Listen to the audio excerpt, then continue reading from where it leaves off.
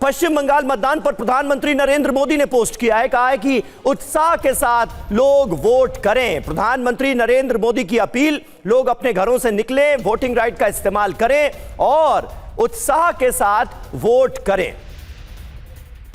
तो आज पश्चिम बंगाल और तमिलनाडु में वोट डाले जा रहे हैं। पश्चिम बंगाल में पहले चरण की वोटिंग शुरू हो गई है, तमिलनाडु की सभी सीटों पर वोटिंग हो रही है और वहीं पश्चिम बंगाल में 16 जिलों की 152 सीटों पर वोटिंग शुरू हो गई है। और यह प्रधानमंत्री नरेंद्र मोदी की पोस्ट हम आपको दिखा रहे हैं। The first phase of voting for the West Bengal assembly election is today.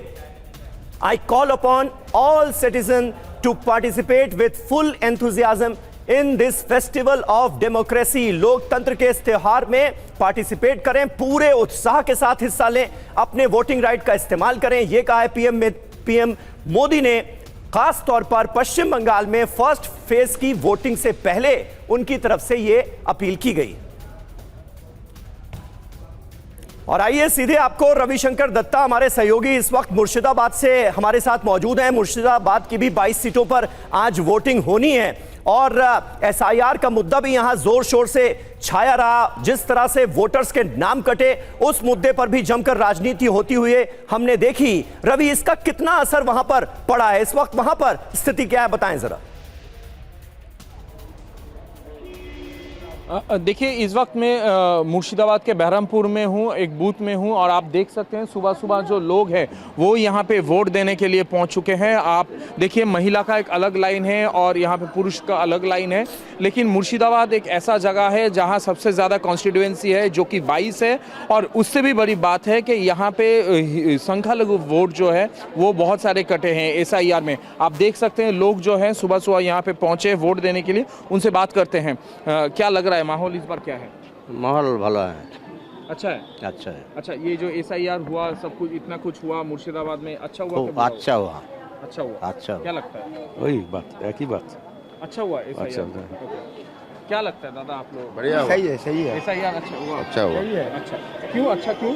एक आदमी का घर में कोई मर गया, कुछ उसका भी इलेक्शन में वोट जा रहा था, इसलिए हुआ, ये अच्छा हुआ। अच्छा, बहरमपुर में क्या लगता है, क्या होगा बहरमपुर? हम तो चाहते सरकार चेंज हो। अच्छा, तो देखिए यहाँ पे लोगों की अलग अलग मत है। मैं ये कह दूं कि पश्चिम बंगाल की मुर्शिदाबाद एक ऐसा जगह है जहाँ 22 कॉन्स्टिट्यूएंसी है। फिलहाल तृणमूल कांग्रेस जो है यहाँ पे 20 सीट रखते हैं, लेकिन इस बार जो मतदान हो रहा है उसके बाद ये लगता है कि यहाँ पे लोगों का कहना है कि यहाँ पे कुछ दूसरा फल आ सकता है। यहाँ पे और भी कुछ महिला हैं, थोड़ा उनसे बात करते हैं, जानते वो क्या यहाँ पे कह रही हैं कि क्या होगा इस बार मुर्शिदाबाद में, बहरमपुर में क्या लग रहा है? जो होगा अच्छा ही होगा। एसआईआर अच्छा हुआ? अच्छा था एसआईआर ठीक है, ছিল মানে ঠিক আছে ঠিক আছে দরকার ছিল এসআইআর হওয়া দরকার ছিল দিদি?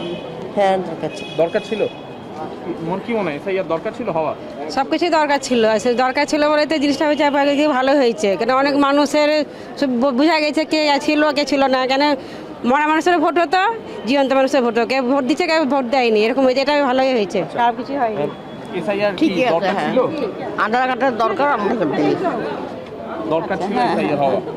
देखिए यहाँ पे लोगों की मत है जो सुबह सुबह वोट देने आए हैं कि एसआईआर यहाँ पे ज़रूरी था और इसीलिए आप देख सकते हैं सुबह सुबह जो लोग वोट देने आए हैं उनका ये कहना है, मृत वोटर या तो बाहर के जो वोटर थे या तो कोई दूसरा वोटर जो थे, उनके लिए ये जगह बहुत समस्या हो जा रही थी। तो और इसीलिए आप देख सकते हैं यहाँ पे जो वोटिंग लाइन में है। ठीक है रवि, सुबह सुबह साथ इस वक्त पश्चिम बंगाल की उन तमाम सीटों पर हमारे रिपोर्टर्स मौजूद हैं, चप्पे चप्पे पर, जहां इस वक्त लोग वोट डालने के लिए पहुंचे हैं। मानव जायसवाल हमारे साथ इस वक्त जुड़ रहे हैं, टीएमसी के प्रवक्ता हैं, उनके पास भी आपको लिए चलेंगे। लेकिन हर्षवर्धन त्रिपाठी जी, क्या लगता है, चौथी बार ममता सरकार या पहली बार बीजेपी सरकार पश्चिम बंगाल में, किसका पल्ला भारी नजर आ रहा है और क्या कांटे की टक्कर इस बार चुनाव प्रचार में देखने को मिल रही है टीएमसी और बीजेपी के बीच?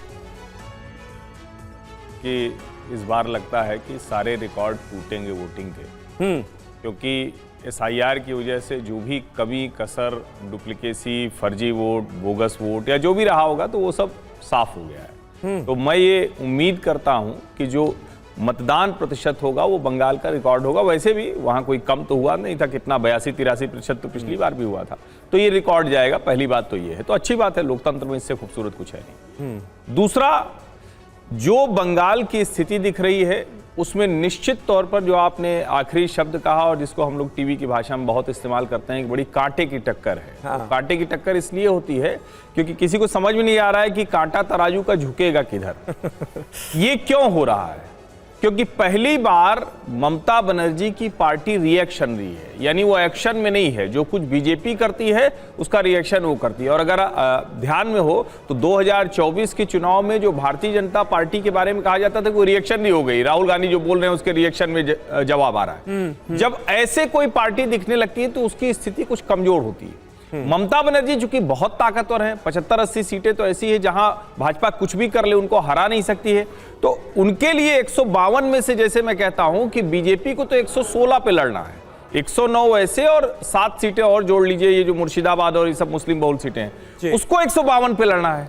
तो लड़ाई बड़ी कठिन है। लेकिन हाँ, SIR बड़ा मुद्दा है। जिस तरह से लोग, जो डर की बात होती थी उससे बाहर निकलने की बात हो रही, तो मुझे लगता है कि 2011 जैसा चुनाव ये हो रहा है। अब क्या ममता जी की तरह बीजेपी इसको पलट पाएगी? क्योंकि ममता जी तो और लड़ाकू थी, उन्होंने कम्युनिस्टों का राज जब किया था तब भी हम लोग यही कहते थे कि नहीं नहीं संभव ही नहीं, कहां कम्युनिस्ट खत्म होंगे, और वो पलट दिया उन्होंने। तो मुझे लगता है कि इस चुनाव को अगर कहें तो बंगाल के इतिहास में एक और माइलस्टोन जैसा चुनाव है। पहला चरण है लेकिन ये बहुत महत्वपूर्ण है क्योंकि भाजपा की सबसे ताकत यही है। बिल्कुल।